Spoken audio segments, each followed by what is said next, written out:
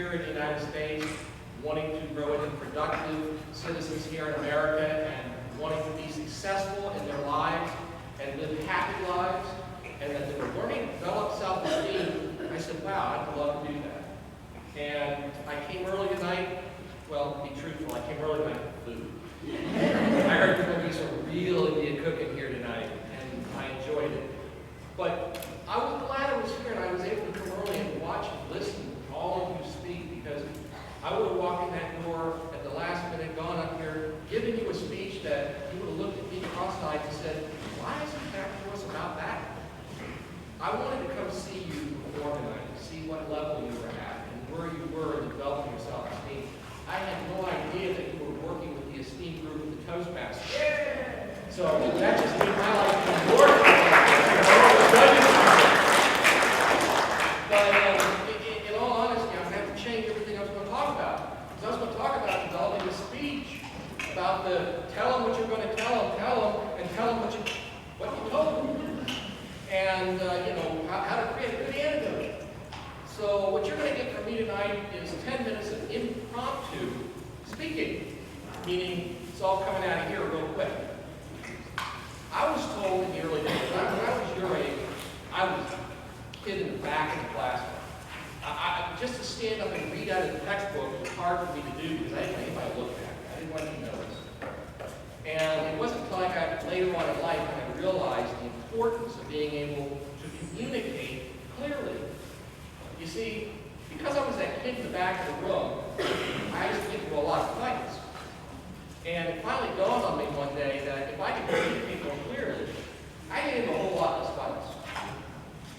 If I communicated as well as you do, I probably never would have. But one thing I was told early on is, when you're in front of a group and you get nervous, look at your audience and just picture them all naked. Well, since our audience primarily tonight are youthful, I can't do that. I'd go to jail. So I'm just going to have to picture all of you with pimples. That's the effective use of the pause. The importance of the pause.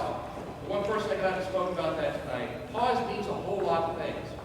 First of all, it allows you to get your thoughts together. Secondly, it allows your audience you're speaking to catch up with you and think about what you're saying. But most of all, it allows you to frame and accentuate what you're trying to say, because you can use it to be happy, you can use it to be sad, you can use it to get attention, you can use it to tell a joke, and you can make something that's not so funny, funny, or something that's not so sad, sad. And you'll learn over time how effective and how valuable that pause is. Well, I don't really need to give you any pointers on public speaking because you guys have already got it. Andrew, who are you, Andrew? You're incredible, man.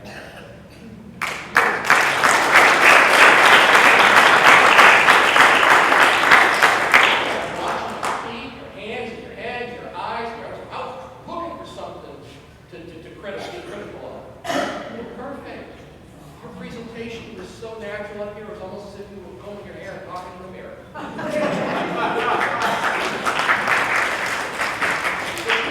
That's really what public speaking is all about. It's being able to look at a group of people and realize that they're so much happier that you're up there looking at them than they're looking at you. And just be able to speak normal and natural. The young lady that halfway through the program that fumbled a little bit, I didn't know. Did you raise your hand? Because I was in the back of the room. Is she still here? I didn't know that wasn't real. I thought that this was a young person with a theatrical background that knew how to grab a hold of me and make me feel her pain.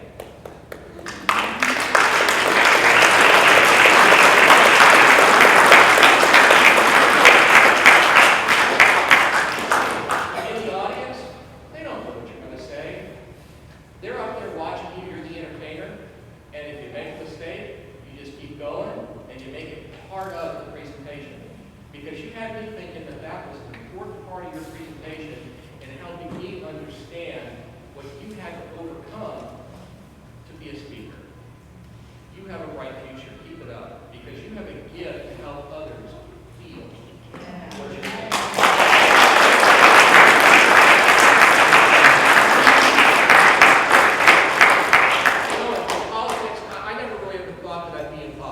Most people that go into politics, it's something they've always planned on. Well, when I was in college, I started a civic group because the neighborhood I lived in was poor, was high crime, was in trouble, and I couldn't afford to live anywhere else. So it was either fix it or be a victim of it. And we formed a student organization, and with time, we just kept going. We kept working with other groups to try to make a difference.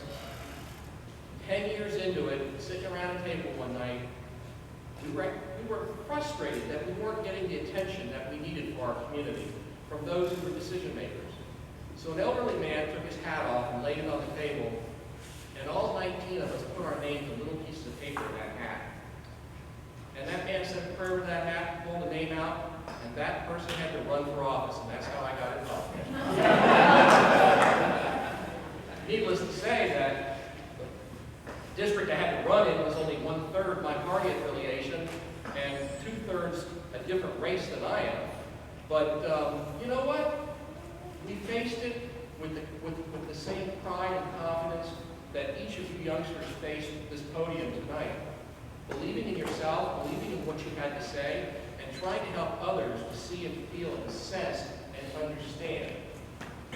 And that is the key root of what I do as an elected official, is when I go out and I speak to people, it isn't trying to persuade them to see it my way. It's trying to help them understand the way it is, and their world, and what it should be, in helping to invoke positive change.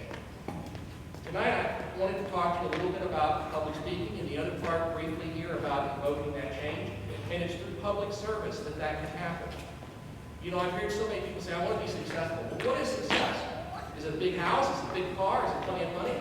Maybe. But I know a lot of people that have that, and they aren't happy. And I recently lost a friend who passed away, very unhappy. Very rich, but very unhappy. And when I asked him on his deathbed, what would he have done different? And he said, I would have taken the time to have made a greater difference for others. And I asked him why. And he said, because when I die today, the only thing I leave behind is my money, and it will disappear quickly. But if I would have taken the time to reach out and help others, the legacy I would have left behind is the hope, the challenge, and the overcoming of the adversity that I will have helped be a part of. This group tonight, each of you who are part of the Toastmasters, you're creating your legacy here. This is your success. We don't know if there's a future president in this room. There could be. We don't know if there's a future senator in this room.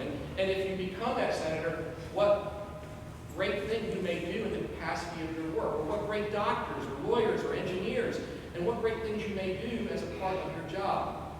Because the root of success is being able to accomplish something of significance. And to be able to do that, you've got to be able to communicate and work with others. And the basic skills you're learning here tonight will enable and empower you to be able to do that. Whether you're an artist, an engineer, a school teacher, a mom, a dad, a preacher, a poet, or a disc jockey. You have to be able to communicate. I know out there on the football field, my brother-in-law is a quarterback. He's not much of a speaker at the podium, but his way of communicating to his team players helps him to win games consistently. And communication comes in many different forms. Whether it's in the young lady's work tonight and helping me feel her pain when she was up here at the podium, or the young man who was the MC tonight, so eloquently keeping the ambiance of this room and the attention focused where it needed to be, and that was on each individual child. All of it played a significant role in the community spirit of what happened here tonight. Public service is like that. It's what builds your community where you live. It's what builds the environment that frames the life that you succeed in. And when it's your day to go, it's the legacy you look back at, and you know that you're being to make a difference. Whether in someone you know, or someone you don't know, or through someone to someone else. I appreciate being here tonight.